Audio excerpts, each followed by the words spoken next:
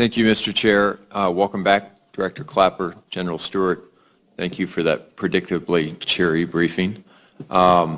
Director Clapper, I've always believed that the ground war against ISIS must be won by our Arab partners rather than by American ground forces. And so it was therefore pretty encouraging to finally hear Saudi Arabia and the UAE over the weekend voice some openness to putting ground forces in Syria. What's the intelligence community's assessment of the capability of Saudi and UAE ground forces, and how realistic do you think this proposal is? In other words, do you assess that they actually have the political will to potentially do that?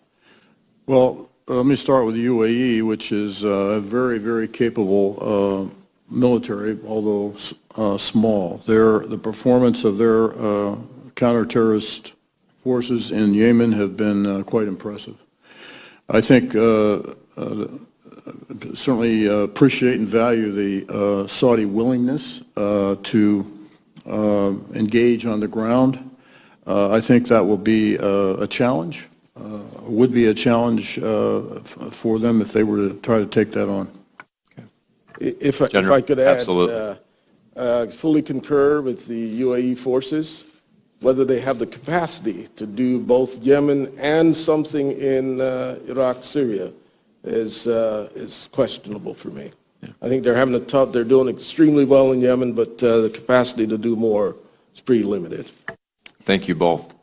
I would like to return to a question that Senator Heinrich raised. He raised the news that the Saudi Defense Ministry and now the Emirati Foreign Ministry have both suggested that they would be willing to deploy their troops to the ground in Syria, and he asked you to assess the capability of those militaries. But threats, for good or for ill, are both capability and intention. In both of the statements from Saudi Arabia and the UAE, they both insisted that they would need to see U.S. leadership in that effort.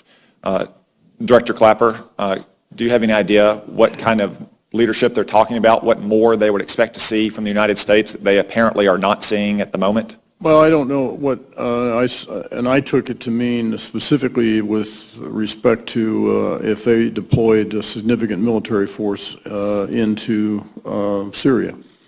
And I took it to mean the command and control capability that, the U.S. is pretty good at. That's what I took it to mean. General Stewart. I think the Arab countries led by Saudi Arabia and the Emiratis would like to see more ground forces to match their commitment. Having said that, I do not assess that the Saudi ground forces would have either the capacity to take this fight on. As I've said earlier, the Emiratis, very capable, acquitted themselves well in Yemen, lack the capacity to take on additional fight elsewhere. I think the idea is, how do we get more U.S. skin in the game? Thank you.